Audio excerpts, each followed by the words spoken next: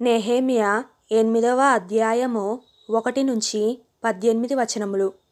7వ నెల రాగా ఇశ్రాయేలీయులు తమ పట్టణములలో నివాసులయ్యుండిరి. అప్పుడు జనులందరూను ఏకమనస్కులై నీటి గుమ్మము ఎదుటనున్న మైదానమునకు వచ్చి, యెహోవా ఇశ్రాయేలీయులకు ఆజ్ఞాపించిన మోషే ధర్మశాస్త్ర గ్రంథమును తెమ్మని ఎజ్రా అను శాస్త్రితో చెప్పగా, యాజకుడైన ఎజ్రా 7వ మాసము మొదటి దినమున చదువబడు దాన్ని గ్రహింప శక్తిగల స్త్రీ పురుషులు కలిసిన సమాజమంతటి ఎదుటను ఆ ధర్మశాస్త్ర గ్రంథము తీసుకొని వచ్చి, నీటి గుమ్మము ఎదుటనున్న మైదానములో ఉదయము మొదలుకొని మధ్యాహ్నము వరకు నిలుచున్న ఆ స్త్రీ పురుషులకును తెలివితో వినగల వారికందరికీని చదివి వినిపించుచూ వచ్చెను. ఆ జనులందరూను ధర్మశాస్త్ర గ్రంథమును శ్రద్ధతో వినిరి. అంతటా శాస్త్రియగు ఎజ్రా ఆ పని కొరకు కర్రతో చేయబడిన ఒక బలిపీఠము మీద నిలువబడెను. మరియు అతని దగ్గర కుడి పార్శ్వమందు మత్తిత్యా, షెమా, అనయ, ఉరియా, హిల్కీయా, మయశేయా అనువారును, అతని ఎడమ పార్శ్వమందు పెదాయా, మిషాయేలు, మల్కీయా, హషూము, హష్బద్దానా, జెకర్యా, మెషుల్లాము అనువారును నిలిచియుండిరి. అప్పుడు ఎజ్రా అందరికంటే ఎత్తుగా నిలవబడి జనులందరూను చూచుచుండగా గ్రంథమును విప్పెను. విప్పగానే జనులందరూ నిలవబడిరి.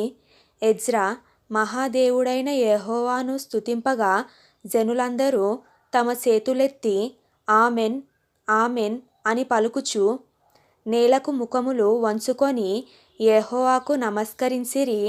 జనులు ఇలాగు నిలవబడి ఉండగా యేషూవ, బానీ, షెరేబ్యా, యామీను, అక్కూబు, షబ్బెతై, హోదియా, మయశేయా, కెలిటా, అజర్యా, యోజాబాదు, హనాను, పెలాయాయును, లేవీయులును ధర్మశాస్త్రము యొక్క తాత్పర్యమును తెలియజెప్పిరి.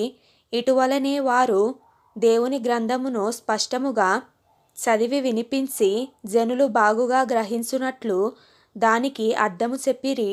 జనులందరూ ధర్మశాస్త్ర గ్రంథపు మాటలు విని ఏడవ మొదలుపెట్టగా అధికారి అయిన నెహెమ్యాయు, యాజకుడును శాస్త్రియునగు ఎజ్రాయును జనులకు బోధించు లేవీయులును, మీరు దుఃఖపడవద్దు, ఏడవవద్దు. ఈ దినము మీ దేవుడైన యెహోవాకు ప్రతిష్ఠిత దినమని జనులతో చెప్పిరి. మరియు అతడు వారితో నిట్లనెను, పదండి, క్రొవ్విన మాంసము భక్షించుడి, మధురమైన దాన్ని పానము చెయ్యుడి. ఇదివరకు తమ కొరకు ఏమియూ సిద్ధము చేసుకొనని వారికి వంతులు పంపించుడి. ఏలయనగా ఈ దినము మన ప్రభువునకు ప్రతిష్ఠితమాయెను. మీరు దుఃఖపడకుడి, యెహోవా యందు ఆనందించుట వలన మీరు బలమొందుదురు. అలాగున లేవీయులు జనులందరినీ ఓదార్చి, మీరు దుఃఖము మానుడి, ఇది పరిశుద్ధ దినము, మీరు దుఃఖపడకూడదని వారితో అనిరి.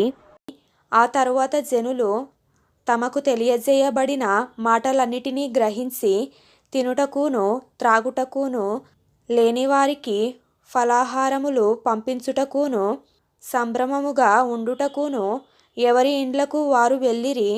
2వ దినమందు జనులందరి పెద్దలలో ప్రధానులైన వారును యాజకులును లేవీయులును ధర్మశాస్త్ర గ్రంథపు మాటలు వినవలెనని శాస్త్రి అయిన ఎజ్రా యొద్దకు కూడివచ్చిరి.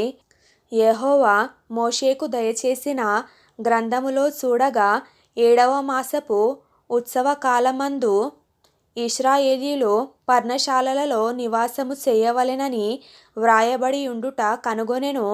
మరియు వారు తమ పట్టణములన్నిటిలోనూ యెరూషలేములోనూ ప్రకటన చేసి తెలియజేయవలసినదేమనగా, మీరు పర్వతమునకు పోయి ఒలీవ చెట్ల కొమ్మలను, అడవి ఒలీవ చెట్ల కొమ్మలను, గొంజి చెట్ల కొమ్మలను, ఈత చెట్ల కొమ్మలను, గుబురుగల వేరువేరు చెట్ల కొమ్మలను తెచ్చి వ్రాయబడినట్లుగా పర్ణశాలలు కట్టవలెను.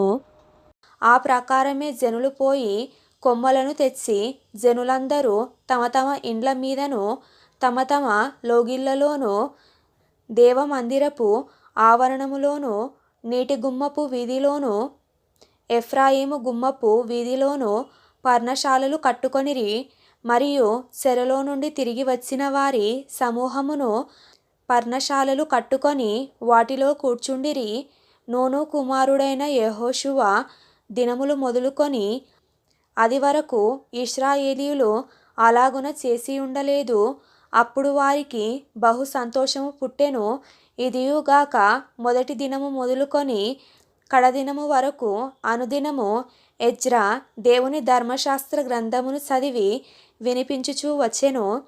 వారు ఈ ఉత్సవమును 7 దినముల వరకు ఆచరించిన తరువాత విధి చొప్పున 8వ దినమున వారు పరిశుద్ధ సంఘముగా కూడుకొనిరి.